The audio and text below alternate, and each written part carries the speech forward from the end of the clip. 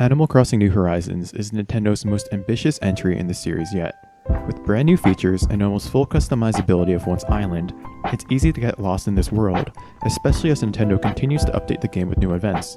To help you, here's 10 things all New Horizons players should be doing every day. None of these tasks is required. The Animal Crossing franchise is all about freedom after all, but they're great to help you maximize your island's potential, especially if you're saving up bells to pay off your mortgage or trying to find those ever so elusive ironwood DIY recipes. Let's start off with fossils. There are 73 fossils total in the game, and every morning at 5 AM, your island will randomly spawn 5 to 6. I like to start the day off by walking around my island and digging up the X's in the ground to snag them. Of course, you'll encounter repeats in which fossil you dig up, but it's easy to imagine how making a habit of digging 5 to 6 fossils a day will land you a complete collection in no time. Once you've got your daily dose, head towards the museum. As you can see, we have a T-Rex on display here. His name is Benjamin. At the museum, you can get those fossils examined by Blathers, where he'll tell you exactly what kind of fossil you're carrying. Build up your museum collection by donating the fossils the museum has yet to acquire. But even if you've already finished your museum collection, it's still a good idea to find fossils and get them assessed daily anyways. You can sell your assessed fossils at Nook's Cranny for far more than they would have sold for in their unassessed state. It's a good way to build up easy spending money for the day's shopping spree.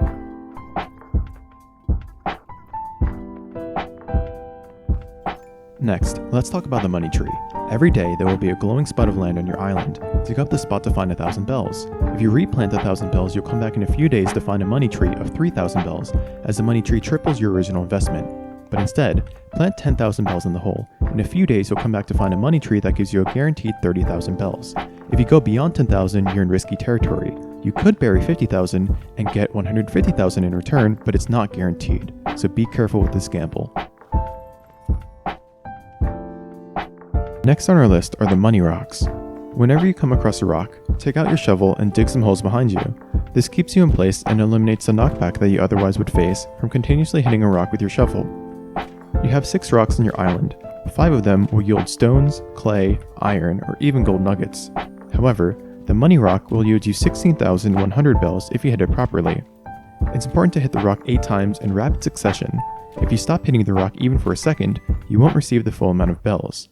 So get ready to spam your A button and land yourself some easy cash. Next, water your flowers. Your flowers won't die if you don't water them, but they can grow new or hybrid colors if you do. Set up your flowers in a diagonal checkerboard fashion, then water them to create new flower colors. Also, watering black flowers with a golden watering can, which Isabelle will give you after your island maintains a 5-star status for 15 consecutive days, will create gold flowers. As you can see here, Novus has a line of gold roses. Next, run along your island shores to find messages in a bottle. These contain DIY recipes that you can learn to craft exclusive new items. Your shores can get up to 3 DIY recipes daily, usually 1 or 2 in the morning and 1 at night. As you can see here, I just learned how to craft the trophy case. All that's left is to run back home, get the required materials, which should be easy to acquire if you've been hitting rocks in search of the daily money rock, and craft it.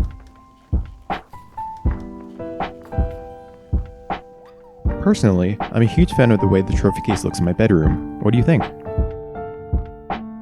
And if you come across DIY recipes you've already learned, no problem. They can be sold at Nook's Cranny, or you can save them to give to your friends.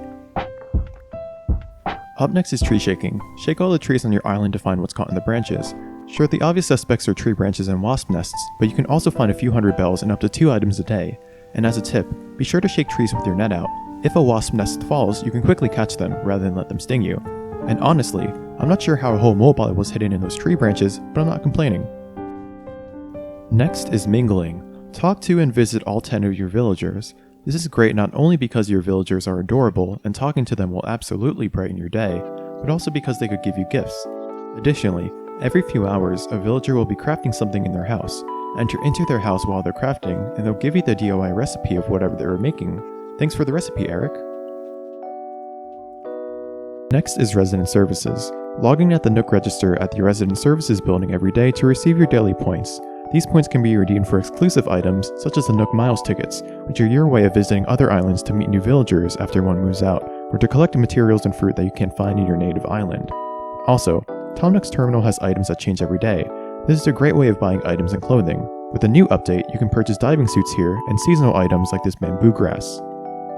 And while you're at Resident Services, you should check out the recycling bin and see if there's any discarded items you'd like to claim as yours. And while I'm there, I like to open my Nook phone to check on my Nook Miles tasks, which change daily. These small objectives reward you for doing island upkeep, such as watering flowers or talking to your villagers. If you've been following these steps, you're likely to have unintentionally knocked out a few, so be sure to redeem your Nook points. Now here's my favorite part of the day, shopping. I like to start my shopping spree by visiting Nook's Cranny to see all of the day's new items and sell some of my own.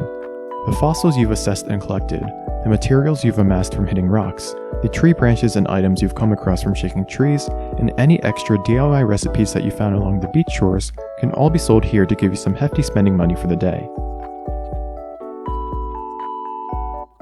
Also, check out the cabinet to see all the tools and decorative essentials that the Nook brothers are selling there.